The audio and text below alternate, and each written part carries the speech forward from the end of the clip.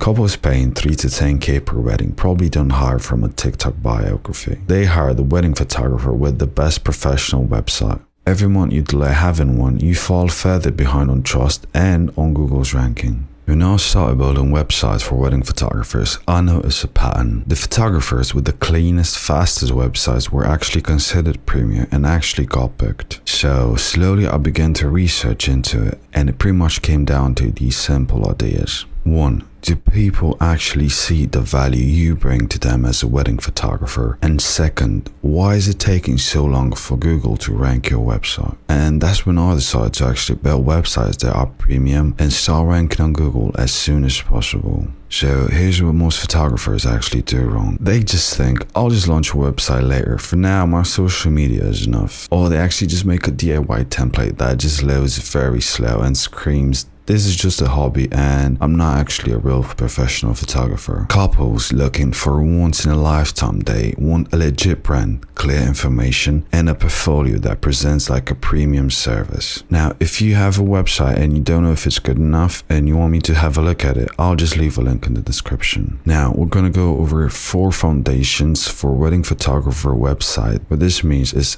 even before they can scroll down, they can actually see who you are and where you're based. Just underneath the hero section, you should have a part where you have reviews from people that already booked you, so people know you're a real professional photographer that has actually shot weddings in a premium high-ticket place or just beautiful venues you have nearby. Not to mention, this also acts as SEO for your website, so couples in your actual area can see where you're based in. For the second tip, it's important to have a premium presentation. What this means, you need your content to be curated and not cluttered. As a professional wedding photographer, you should aim to only showcase curated highlights and 1 or 2 complete photo galleries, not 300 images per gallery or category. So just make sure you're only using your absolute best photos for your portfolio.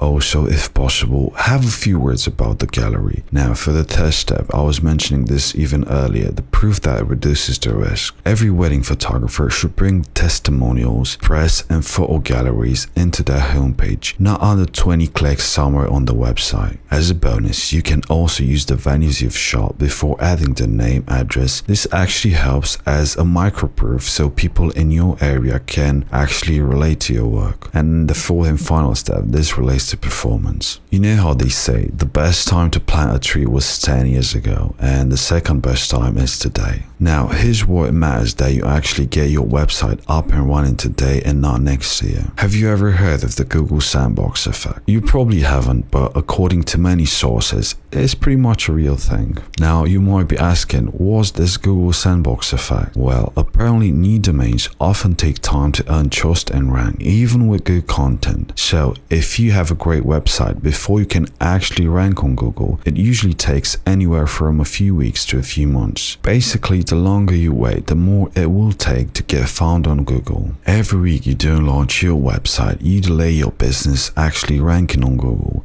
and you also keep looking less premium than your actual price point. And as an added bonus, always add a call to action to every single section of your website, especially on your landing page. Also, if possible, you should always add dark mode to your websites. I always do that to every single website I make. It just gives it a more natural feel to it, because honestly, I like browsing in dark mode, so I'm thinking maybe they like to browse the same as me. Now, if you're a wedding photographer, you actually need to be aware of this. SEO folks have debated the Google Sandbox for a few years now. Some call it a filter, others call it a natural delay, but they all agree new websites typically don't rank on Google right away. So what this means, if you don't have a website, the sooner you get one, the sooner you're seen as a legit business by people and also by Google. Ahrefs defines the sandbox as an alleged period when new websites struggle to rank while Google evaluates the actual quality of the websites. HubSpot describes a probation-like effect and recommend authority signals, quality content, and if possible, backlinks. The thing is, you don't actually have to pick a side in this debate. The key points are, if you haven't got a website, launch one as soon as possible. Actually be premium, have your website live fast, have the content structured the right way. Just picture this. A month from now, a couple Googles you. They see your work is curated, you have real reviews, and a clear next step for them to take. All of a sudden, you're not the Instagram photographer, you're a little business, and they're more than eager to book you. If you're a wedding photographer making more than 2K per wedding and need a proper website that actually loads fast, has all the right sections, and also gets you more bookings, just check the link in the description. Have a great one.